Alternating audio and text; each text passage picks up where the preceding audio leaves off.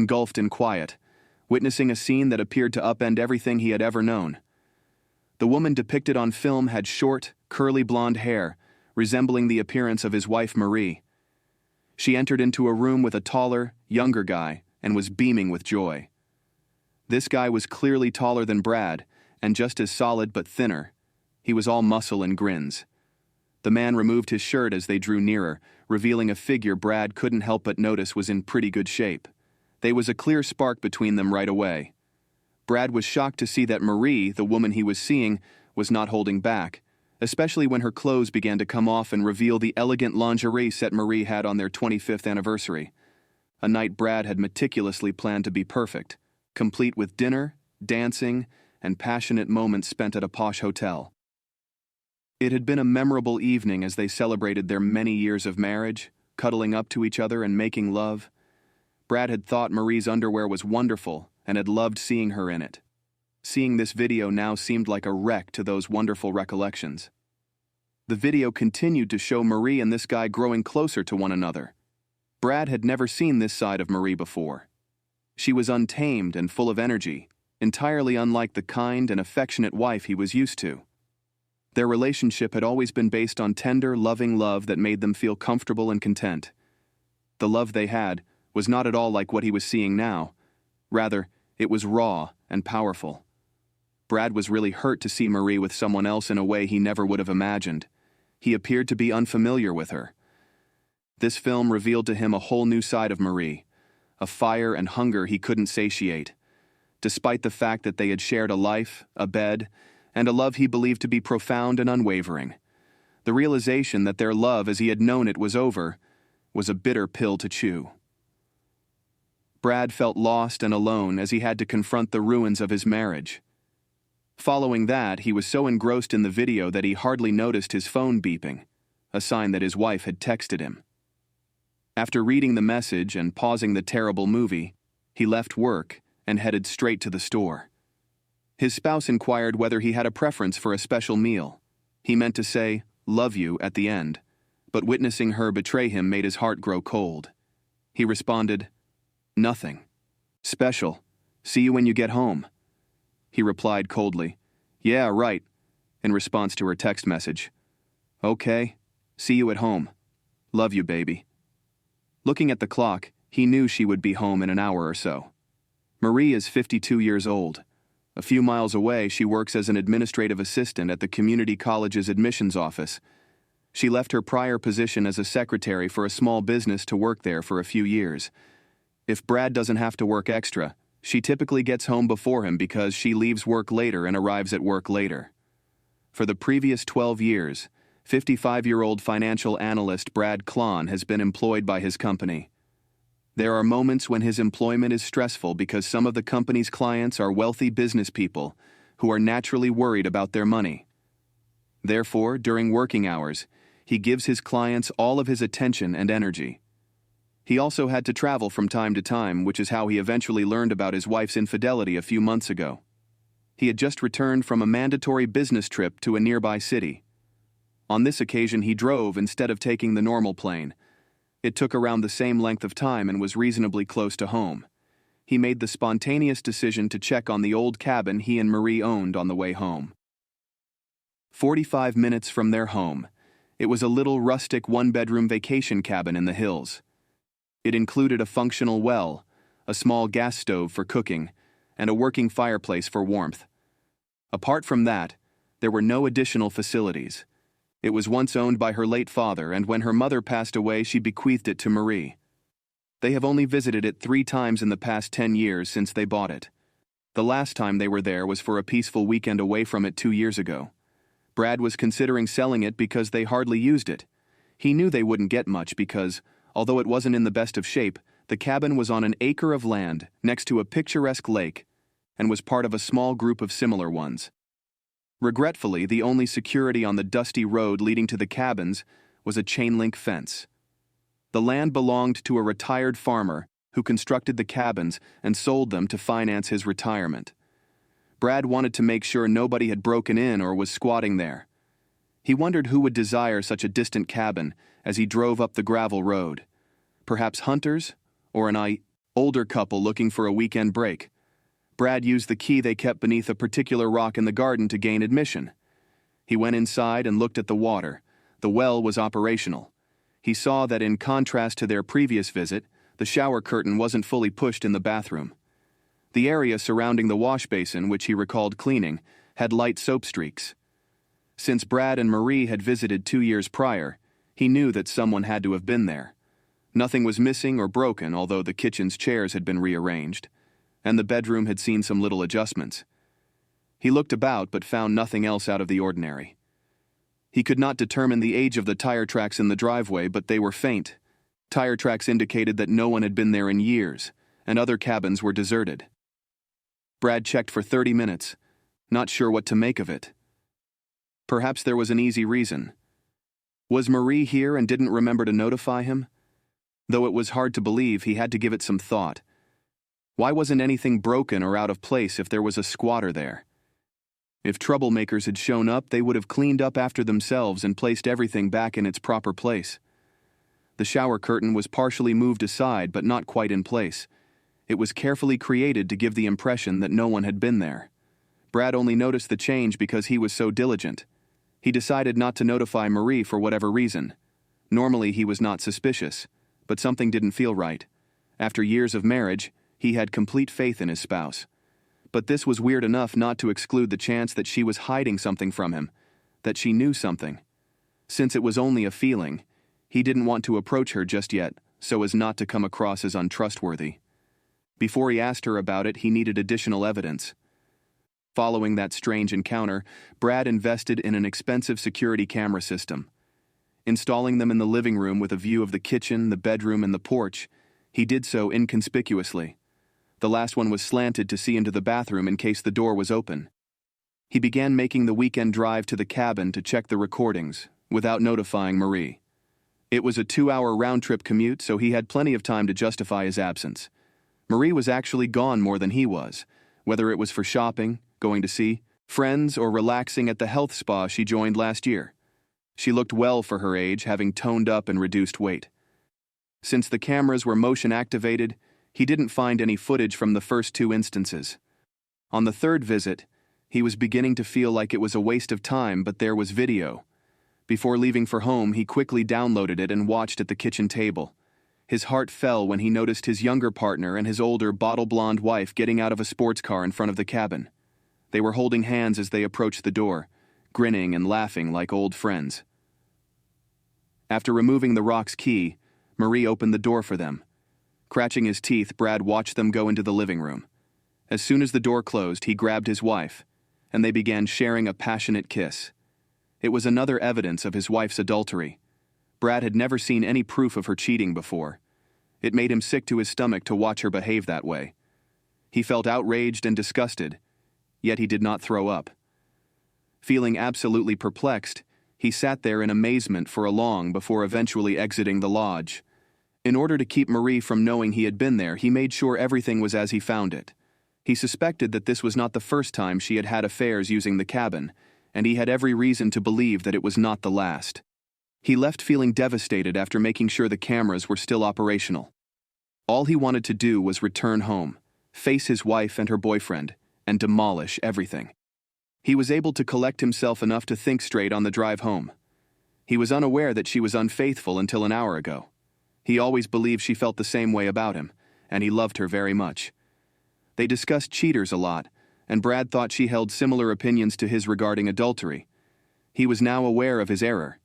Before he lost control, he needed more knowledge. Though his dad had never encountered a circumstance such as this, he was always counseled by his late father to respond only after careful consideration. How could she be so disloyal to him? Brad frantically looked for any ray of hope for his failing marriage during the trip home. His mind was filled with unsettling questions as each mile went by. Was she only unfaithful once? It seemed improbable the way she was acting with that guy, but could it really be?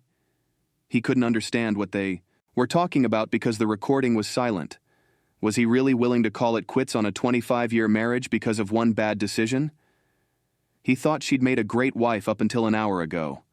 Her betrayal hurt even more because he loved her so much, even while he hated her. He was really asked, How could he ever find someone else if he divorced her? He was overweight, unwealthy, and unattractive at 55. Although he wasn't very attractive for his age, it was clear that his wife wasn't faithful despite his advances in the bedroom. The unsettling footage shows that Marie continued to draw attention from men in the interim. She was still pretty for her age, and she was probably attracting a lot of attention from males. However, what about him? He was no longer a catch at 55. There was little likelihood of ever meeting someone like her again. When he eventually made it home, these ideas were circling around his head. Luckily, Marie wasn't present. She had written on the table that she would be going shopping and wouldn't be back until after supper. Frustrated, Brad tore up the note, wondering vehemently if she was gone cheating on him again. That happened almost a month ago. After that, he found 2 additional films of her having sex at the cabin, the most recent of which showed her cuddling up on the sofa. Since she was seen with the same man in all 3 of the recordings, it was obvious that this was not an isolated incident. After Brad obtained the initial tape of his girlfriend's fling, he acted calmly, adopting a role model persona, and pretended that everything was okay with his nomadic partner. However, he was secretly consuming a great deal of distrust. He began to observe her intently, observing every detail of her attire, every step she took, and every location she visited. Brad didn't want to share any personal information, so he kept his cards close. He hid a GPS tracker in Marie's car, and now he can see her all over his computer screen, much like a hawk scouting its prey. Her regimen appeared impeccable save from her sporadic shopping binges and gym sessions. Brad tailgated her after work and played hooky a couple of times. Unless it was a day for exercise, her normal destination was home, sweet home. She put in the most hours away from the homestead, though, in that posh wellness spa. After several months, Brad became suspicious. Ironically, Marie was working harder than ever. She was definitely more of a looker today than she had ever been, but she had toned down and tightened up like a drum. Playing the encouraging spouse, Brad encouraged her to enroll in exercise courses at the spa. Foolishly, he even cheered on her advancement. Then it dawned on him like a ton of bricks. The health spa served as more than simply a place for her to meet up. The man in the video had a strong build, which makes it obvious that he spent a lot of time working out. Brad made the decision to follow his spouse from work and arrived ahead of her. Because of the building's huge windows at the front and excellent illumination, he watched her walk in and even saw her working out. He parked his car discreetly at a distance and watched her talking with the workers. It was not long until she was seen to be friendly with a certain young man who was well-built, with short dark hair. Brad used his digital camera to snap a few images. He watched her walk out the front door with the young man waiting for her to go. They spoke briefly by her car, engaging in a normal-seeming amicable discussion. They appeared relaxed as they conversed, and Marie laughed at something the guy said. As they conversed, she even put her hand on his arm. He threw his arm around her waist and kissed her quickly on the cheek as she turned to go. Marie gave him a warm, condescending smile. After driving home, Brad secluded himself in his office and used the spa's website to research the guy. Oscar Pifford, a 28-year-old personal trainer, was his name. Brad stayed parked in front of the spa for a few days. When Marie arrived, he saw Oscar flirting with her, showing her lots of attention while she worked out, and walking her to her car when she left. They were obviously quite acquainted with one another. Oscar was probably a playboy and appeared to flirt with a lot of ladies. Marie was a mature, attractive lady, and he presumably noticed that she was responsive to his advances while they worked out together. Marie probably had the notion to utilize the cabin as a covert meeting place once they got involved. Brad reluctantly accepted his wife's shrewd decision. It was dangerous to utilize their home for her affair because of inquisitive neighbors. Brad was there frequently enough that they could have left behind proof of their infidelity. There would be a paper trail left by the motel, and if it was nearby, someone might spot them and report her husband. But the cottage was remote, unrestricted, and far from home. Marie was aware that Brad would never discover her affair as long as she kept things tidy. It was the ideal setting for dishonesty. He still wouldn't be aware of her betrayal if he hadn't stopped by the location following his trip. Brad was able to keep his bitter misery hidden even after discovering the first video a week ago. Though it was difficult to ignore her, he stormed out of the house when he got upset. He wanted to allow time for planning. He was enraged after seeing the most recent video of Marie with her lover. She seemed to love lying, but he didn't lose his cool. Brad didn't think he could stay with her, even if she stopped it. Regardless of how many times she apologized, he was unable to comprehend why she had treated him with such contempt. Brad was unable to pardon her. With his information hidden, he had time to get ready. Being an accountant, he was aware of how to protect his assets in the event of a divorce and had a sizable bank account. He reasoned that she wouldn't leave the squat with half of it. Though his thoughts of abandoning her penniless were dashed by reality. Thoughts of ruining her and beating her partner ran through his head, but he wasn't made of that stuff. Bloodshed? No, that would just play into the hands of the policeman, and he had no desire to get close to a cell. He was furious, to be sure, but he wasn't some mafia or gumshoe with ties. Merely an ordinary Joe attempting to prevent his family's ship from capsizing. He therefore carefully planned his retaliation while preparing for the impending divorce. Though that wasn't a hopeful picture. What option did he have? His stomach turned to mush at the sound of her wheels in the garage. He struggled to suppress the anger and preserve his air of ignorance. Her coming home was the best part of his day once, but now it was a harsh pill to chew. She entered the kitchen sporting her office attire, looking polished as ever. Her permed hair and smile, which used to make his heart skip a beat, made her an elegant picture. "A-okay," her husband said with a tight smile. "Starving, though. Got some steaks. Fire up the grill. I'll toss together a salad." "Sounds like a plan," she nodded, making her way to the kitchen without realizing the storm that was building beneath her husband's composed exterior. "Hey, honey," she chirped, carrying groceries. "How's it hanging?" He put on a composed face and went outside to tend to the grill. Acting normal was difficult, after watching her most recent cheating video. He used to look forward to her return so they could spend the evening together, eat, and talk about their days. She had become unpleasant to him, and he no longer saw her favorably. He no longer considered her to be his wife, only an elderly woman having an affair with a younger man. He couldn't help but be impressed by her acting abilities, though. After mistreating him, Marie would always seem happy and affectionate when she returned home. You would assume she was still the devoted wife she had always been if you didn't know any different. They were both pretending, of course, but hers was a far more convincing one. He found feigning to be nearly intolerable. He'd nearly lost his cool with her on few occasions during the last 2 weeks, but he controlled himself. How she managed to maintain her two life apart was interesting. While she was routinely cheating on him, she pretended to be a normal, devoted wife at home.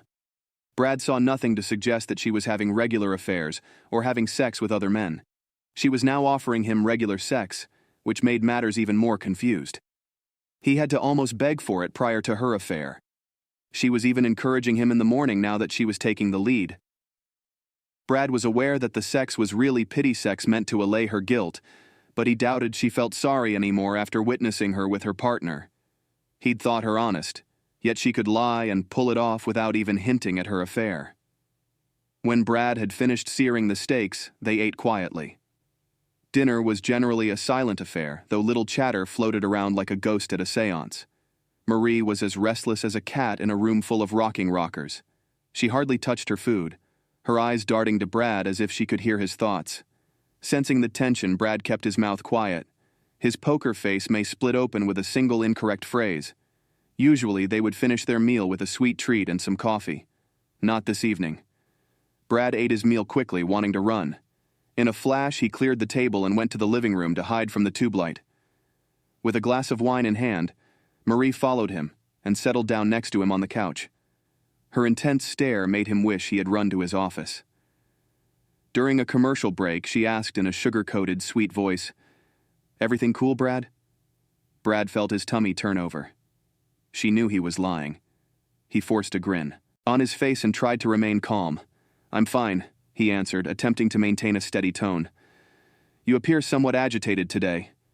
She softly stroked his arm. Brad's throat clenched. "Something on your mind from work, honey?" Managing to gurgle out, "Nah, all good," but the wall of words was about to collapse. "Really, let's drop it there." His eyes riveted to the TV, he exclaimed, "Why ask me that?" "I'm not sure." She leaned in with a kind touch. She taunted, a nervous giggle forming. Maybe we need some us time. It's been a while, you know." "Really?" Brad choked out. "Yeah," she giggled back. "I miss you, honey." "Starting to think maybe you're not into me anymore," Brad, she quipped, trying to play it off. Decades together and they knew each other like the back of their hands. But in that moment, the laughter felt hollow, forced. Brad's chuckle sounded like a record scratch in the silence. "You?" he stammered out. "Oh no, I am." They both chuckled nervously, but the tension hung thick in the air, suffocating any genuine mirth. She focused on the TV again, and they both sat quietly. Before, she used to hint about wanting Zeke's often, but she usually said no when he asked. He didn't think too much about it.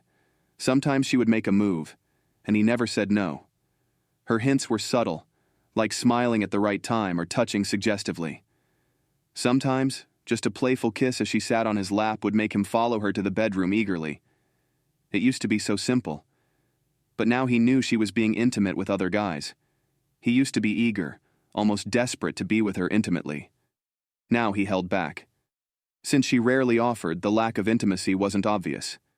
But after weeks without it, even Marie was starting to see that their beetle life was non-existent. They were more like roommates than lovers now, and she was beginning to realize that. Brad worried he wouldn't be able to resist much longer. They hadn't been intimate in weeks, and knowing what she was doing made him extremely aroused.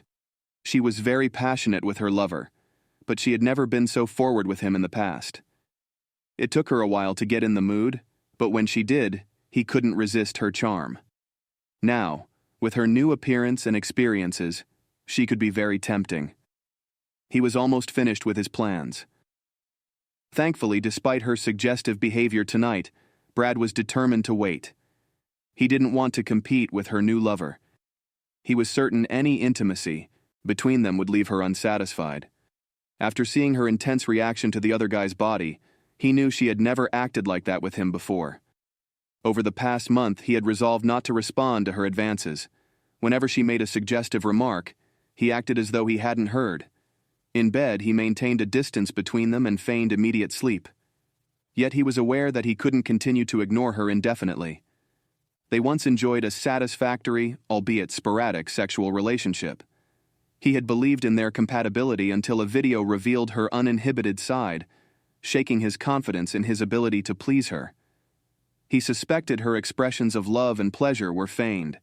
Not wanting to disappoint her by failing in his attempts, she never exhibited the same intensity with him as she did with Pitford, and he was convinced she never would. Beside him, Maurice sighed and hinted, "Thought you might want to head to bed early tonight. Do you feel worn out?" he inquired. She giggled and playfully slapped his arm. "I'm not. Would you like to go to bed now? Perhaps you are aware?" "Yeah, I know," he responded, his skin flushing and sweat forming. He could feel her gaze, puzzled by his lack of enthusiasm towards her clear proposition. "Maybe later," he stated calmly. "You go ahead. I'd like to watch the show a bit longer." She sighed in disappointment, and he sensed her warmth beside him, the scent of her blonde hair and spicy perfume enticing him.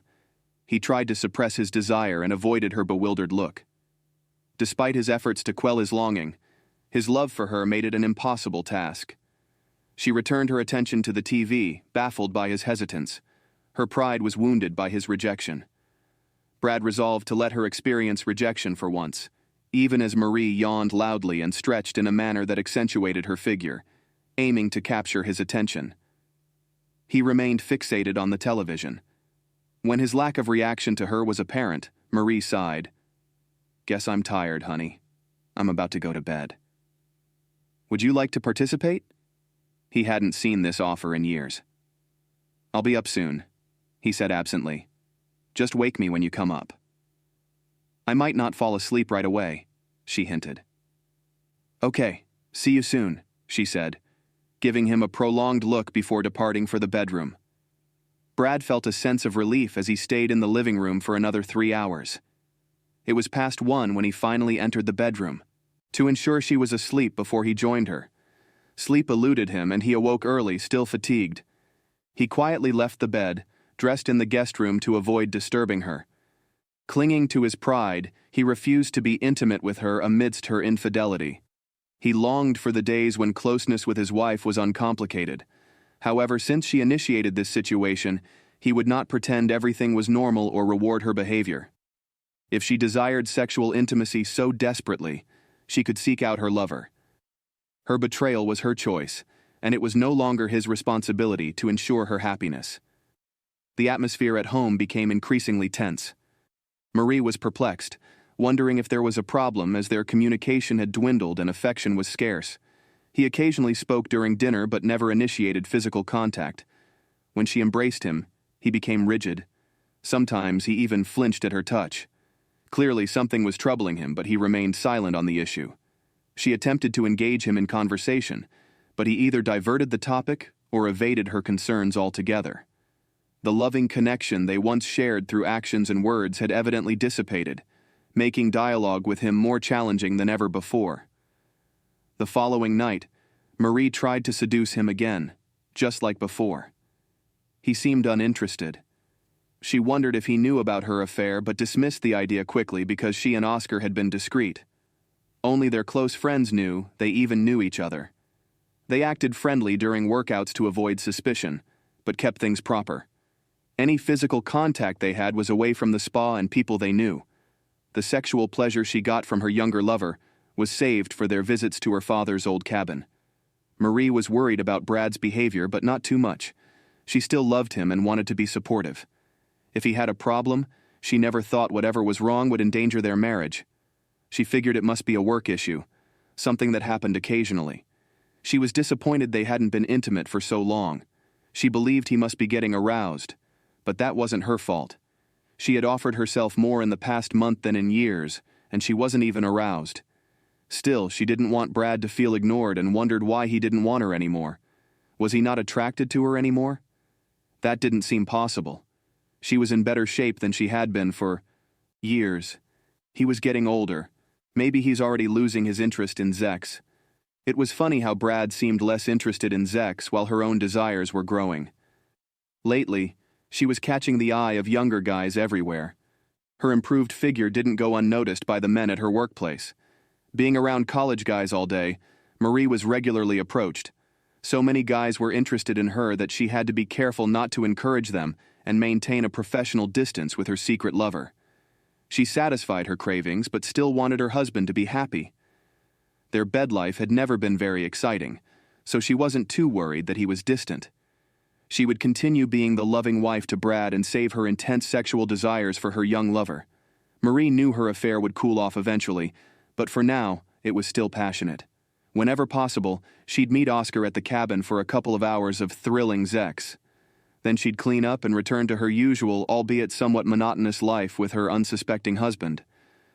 After their tryst, she made sure to clean everything thoroughly to avoid any suspicion if Brad ever visited the cabin. They never used the bed for Zex, opting for other places that were easier to clean. Despite Brad's behavior, she wasn't willing to give up her affair. As the next week passed, Brad's indifferent attitude bothered her. She wondered if he suspected something was amiss and decided to take a break from her affair, at least until her husband returned to normal. She informed Oscar they should take a break, and he felt disappointed. He believed she was worrying over nothing but agreed.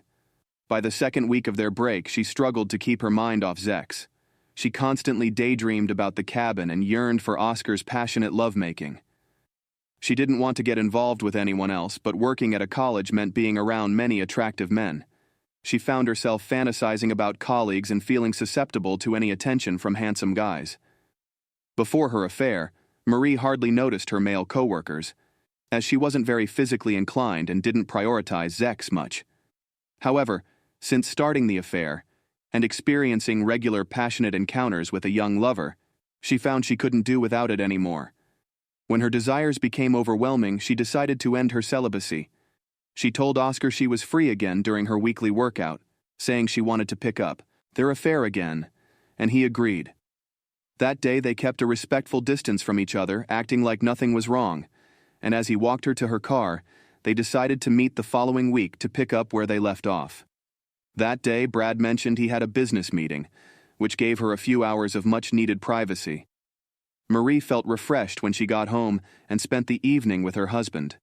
He was quiet again, and despite Brad appearing more serious than usual, she dismissed any worries.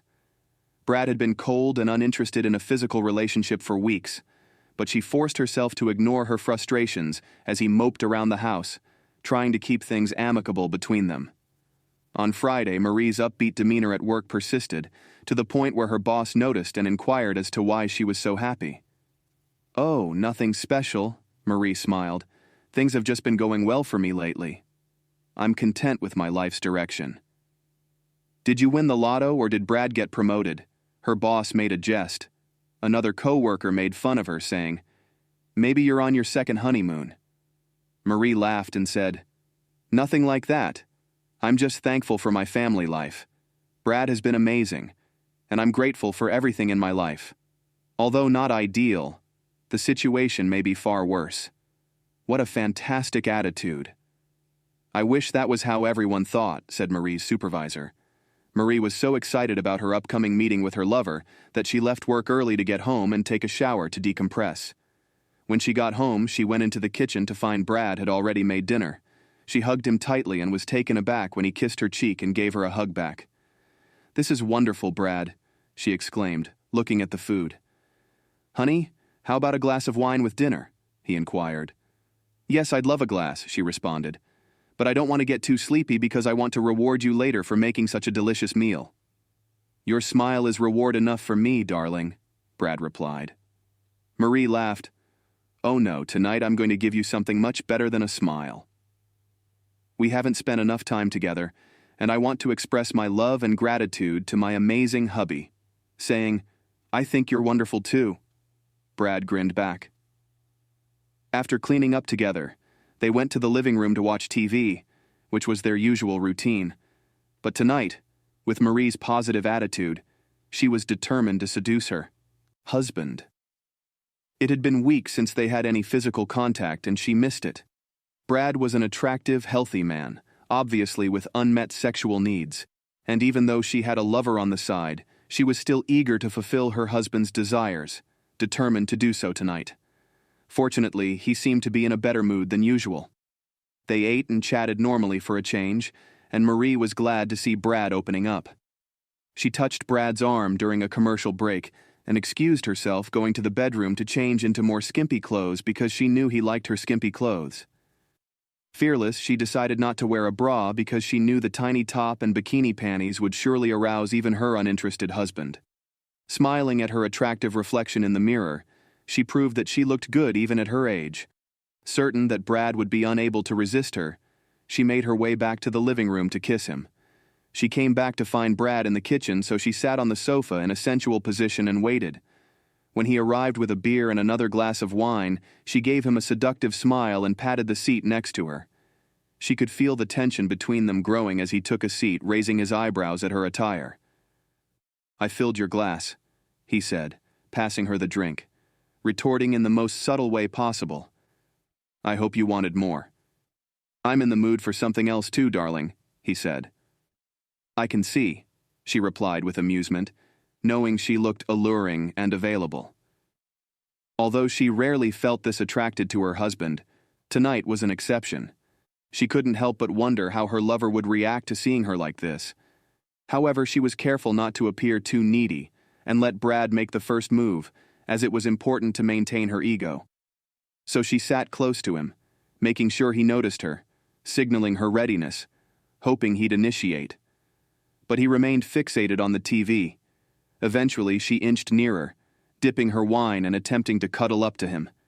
She even rested her head on his shoulder and gently rubbed his arm, expecting him to respond. But he still didn't look at her as the next show started. She began to feel tired and frustrated with his indifference. Despite feeling drowsy from the wine, she didn't realize Brad had slipped a sleeping pill into her drink. Soon enough, she drifted off on the sofa, only to wake up later in the dark, covered with a blanket, with Brad nowhere to be seen. Confused and half asleep, she mumbled to herself, noticing it was 4 a.m. Without changing, she crawled into bed next to him, feeling exhausted and annoyed. When she woke up late the next day, realizing it was already noon, she found Brad in the kitchen, feeling bitter that he had not shown her more attention. believing that he had lost out on a chance for intimacy. "Good morning, my love," he said with a smile. "Do you want coffee?" With a firm, "Yeah, sure," she answered. "What took place the night before?" Grinning, he clarified. "You dozed off. We exhausted you and I assumed you had a difficult week. I didn't want to wake you up because you seemed so calm." Feeling a little annoyed, she said, "You should have woken me." "I know," he hazily said. "How about we take a weekend trip together, Marie?" "A rise?" she repeated, still dazed and disoriented. "Yeah, let's go to the cabin for a couple of days," he replied with a grin. "We've both been working hard lately and haven't spent much time together." As Marie sipped her coffee, she attempted to clear her mind. "The cabin. It had been years since we were there." Brad pressed. "I know, but we could use some time together, you know? It's so peaceful there. We can get back in touch and have some fun, I think." "Enjoyable?" she repeated, still attempting to completely awaken. Her eyes snapped up, and Marie's thinking cleared. Was he recommending they have sex after leaving her hanging last night? This wasn't what she was expecting. "Fun, eh? May I ask?" she inquired. "Yes," Brad laughed. "I know I'm not that romantic, but maybe if we do something different, we could connect. We both have work on Monday, so it's only for the weekend, but it could be enjoyable." "How do you feel?" Marie said with a shrug. "I guess so." "We must get some items from the store." Brad remarked, "I already received everything yesterday." "Well, are you not ready?" Marie made fun of her. He laughed and said, "Yeah, always ready. I think we should get dressed, clean up, and go. Now let's get our weekend started." Marie became increasingly nervous as she considered it. After all, a weekend away with her husband could perhaps strengthen their bond. Judging by his conversation, she may even succeed in seducing him. She said, "Okay, let me change and prepare a bag." "Fantastic," Brad excitedly cried. "I've already packed my stuff. We may soon depart when I put it in the car." Marie tried to use her phone on the way to the cabin, but it wasn't working. She punched keys on the phone and exclaimed, "Oh darn it, I thought it was charged up, but I guess the battery is dead." Brad comforted her, saying, "That's okay, sweetheart. You can use mine if you want." "No, it's not a problem. It is not significant. I'll just hold off on charging it till we arrive to the cabin." After an hour and a half, they made sandwiches at the cabin, put the food in the refrigerator, and looked around, feeling both happy and a little nervous. As they settled in, Marie looked around the small cabin, looking for any evidence of her affair, but she didn't see anything out of the ordinary, and Brad didn't either.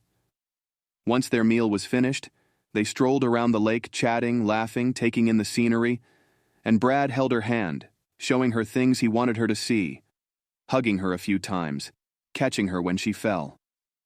He was friendlier than he'd been in months, which made Marie very happy, almost feeling guilty about cheating on him in this exact spot in a few days. The afternoon was wonderful, but the evening was even better. Marie hadn't felt this close to her husband in a long time, so she took a chance and kissed him. He accepted her affection. As night fell, Brad turned on some music and they opened a bottle of wine.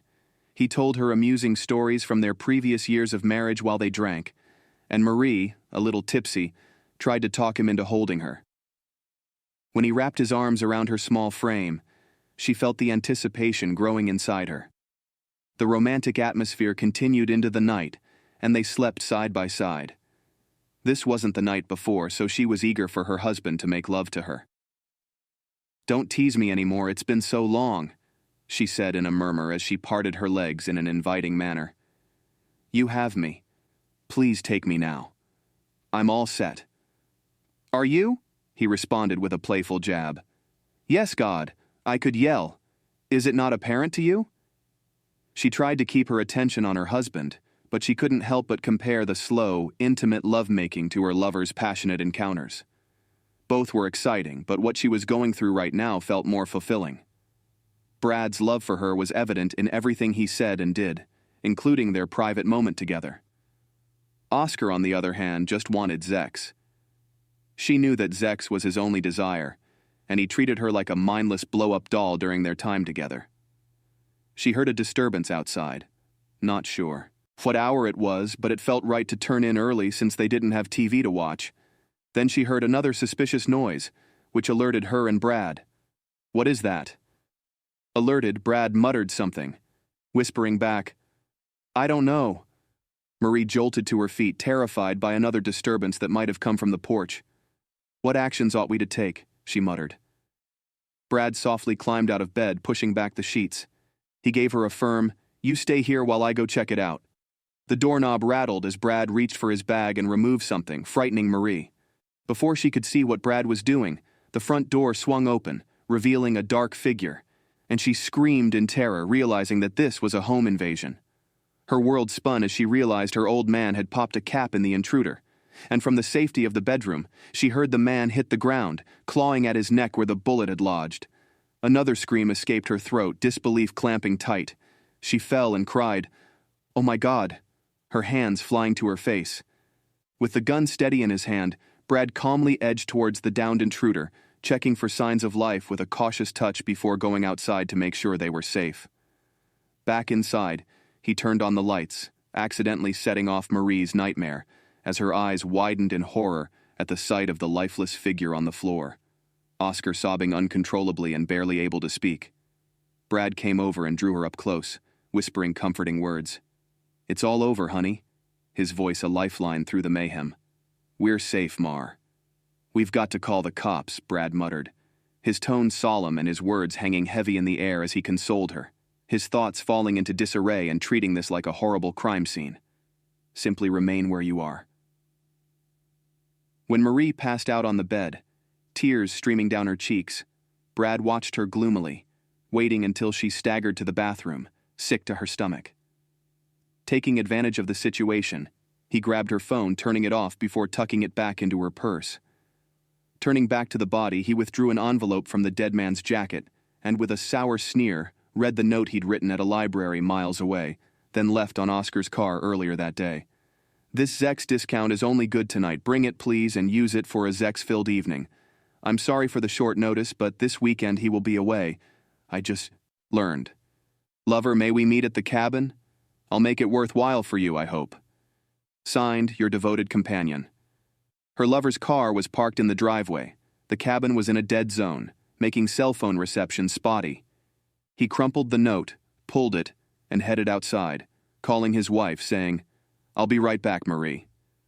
I'm attempting to contact the police, but I'm not receiving a signal. Allow me to go back outside and try to get through." He ran to the lake, to an area screened by shrubbery, and set fire to the message and envelope with a lighter, making sure there was no trace of them. He then brushed the black ashes between two boulders and covered them with leaves, destroying any reminder of his treacherous scheme. He needed some time to collect himself. He had never killed anyone before, and he knew what would happen when he left the note on Pitfort's car this morning.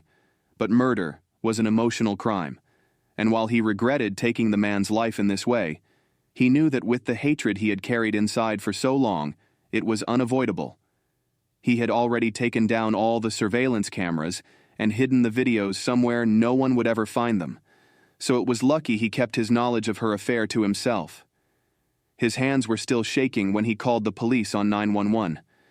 Now it was up to him to keep his nerves calm and let the situation play out. Everything would come out once the police started questioning his wife. Even if she didn't confess, it wouldn't take long for them to find out she was a regular at the health spa where he worked, which would connect her to her boyfriend. In less than an hour, the police showed up. Brad was ready for them, confessing to shooting him. They took his gun away and bagged it as proof. When they questioned him, he told them he hadn't touched the body since the rounds were fired, and his wife confirmed that. When the police discovered the intruder had used a key to enter the door, they were skeptical right once. How did he know it was there? Brad clarified the key while claiming ignorance, but as soon as they asked Marie, she started crying. As the police exchanged suspicious looks, she admitted that she and Pitfort had been there previously, and Brad convincingly faked disbelief before they were taken to the station to be questioned. The forensic team showed up shortly after and went through the cabin in great detail. Brad, on the other hand, called a previous lawyer he had used at The station and, per his instructions, said nothing more until the lawyer showed up. Marie, on the other hand, spilled everything, distraught over her lover's death and confused about how it had happened, losing all control. The police took advantage of her weakness to coerce her into giving them information about her months-long romance. Brad was cool with her confession because she was not aware of his planned ambush and could not have revealed anything damaging. Husband and wife were detained for a lengthy night and part of the following day before being freed on the condition that they stay in the town. Weeks of questioning and investigation turned up no evidence that linked them to the shooting. Though there were still unanswered questions, any jury would probably side with the homeowner, because breaking into someone's home in the middle of the night was obviously illegal. Brad sensed their suspicion, but in the absence of proof, they had to declare the shooting as justified homicide. Brad brought his wife home on Sunday, where she was inconsolable, and would not stop apologizing for her infidelity until he told her to stop. He was aware of everything and watched in disbelief as she revealed all the details. He regretted having to take the young man's life, but could not think of any other way to get rid of him and regain his dignity.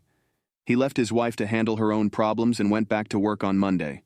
When he got home, she was in a mess and her neighbor was there to console her and keep her cool. After a quick dinner that night, he confronted her with the affair. She sobbed the whole time, making the usual justifications and beseeching for forgiveness. But her arguments were ignored, and on Thursday, he issued her with divorce papers. She hadn't gone back to work at home, had almost passed out when she got the divorce papers, and had lost her boyfriend and her husband in the same week. Brad worried for her welfare and drove her to the ER while she sobbed hysterically. She asked him to stay and forgive her as he packed her suitcase, saying, "What am I going to do now?" He said, not very sympathetically, "I'm not sure. Marie, we are divorcing each other. I no longer care about you." Brad disdained her proclamation of love, saying, "Marie, just go find another lover. It appears that you have no trouble locating them." As he left, never to return to the house, his harsh comments left her sobbing uncontrollably. "Just make sure he's as well in doubt as the one you were involved with." Even though Brad was never prosecuted, the police continued to question friends and acquaintances about the murder, which hurt his career and forced him to quit. Nevertheless, he found another job and made ends meet. They sold their house and cabin and divided the proceeds. Brad kept half of the money from the sale and concealed other amounts from Marie, whose attorney was keeping a close eye on their finances. Brad had to live a lower standard of living and be on the lookout for anything that might implicate him. Brad continued to live his life despite the shooting and divorce. He began working out at home, getting in shape and losing weight. He maintained contact with his daughter, who wished for a reconciliation, but he politely refused. Brad started dating older women, feeling comfortable in their company and finding companionship. It took some time for him to get the courage to ask a woman out, but he was relieved to be back in a social setting and to be reminded of her company. Brad wasn't ready for another committed relationship just yet, but even at 55, he continued to draw attention from women. Though he was less lonely than he had anticipated in the months that followed as he gradually returned to his normal life, Marie fell into a deep depression as she struggled to process what had happened to her, losing her carefree attitude towards life and love, her vibrant bed life that she had once enjoyed disappearing after the divorce and seemed irretrievable, her mental health struggles being managed with regular therapy sessions and medication, her physical health failing and her daughter having to arrange for medical attention. Marie stopped exercising and gained weight, growing more reclusive and leaving the spa that had been her first choice. Friends told Brad she was planning to move out of state to get away from the nasty rumors surrounding her affair.